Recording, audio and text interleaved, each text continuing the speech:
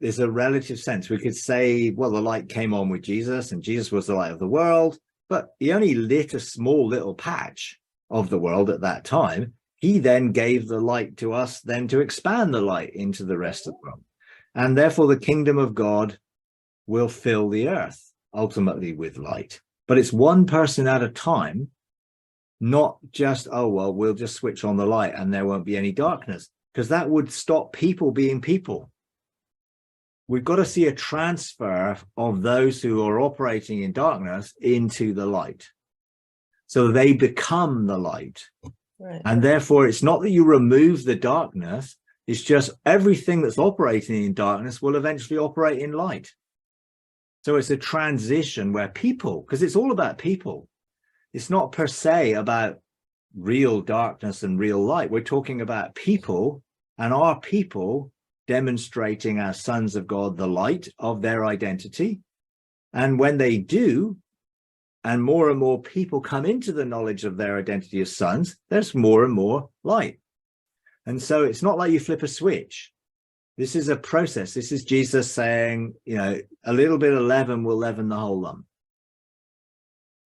And there's been a lot of the leaven of darkness in the world, and now the leaven of light has to infiltrate the world and begin to turn the darkness into light, because we're talking about people.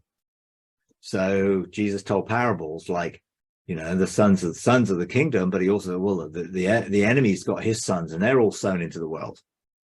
You know, well, yeah, in a sense, people who don't know who they are operate in darkness because they haven't got the light of illumination to know the reality of their identity. So they operate out of the darkness of the tree of the knowledge of good and evil, their lost identity, which is why the world is as it is. People are operating in lost identity.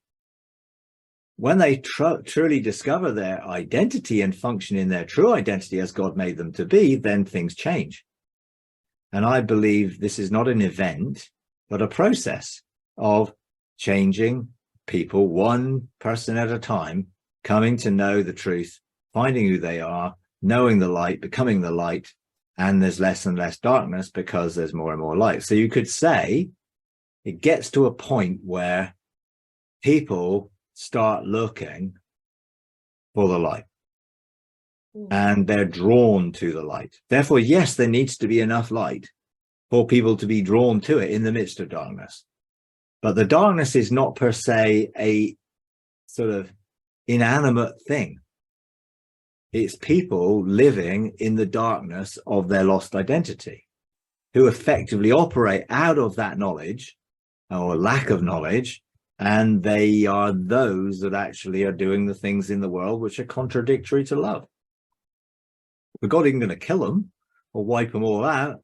He's going to bring about the change from darkness to light. So there needs to be a revelation of the truth of who God is, so people are drawn to the true light.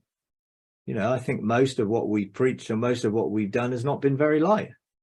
It's not been that different from the darkness itself in reality.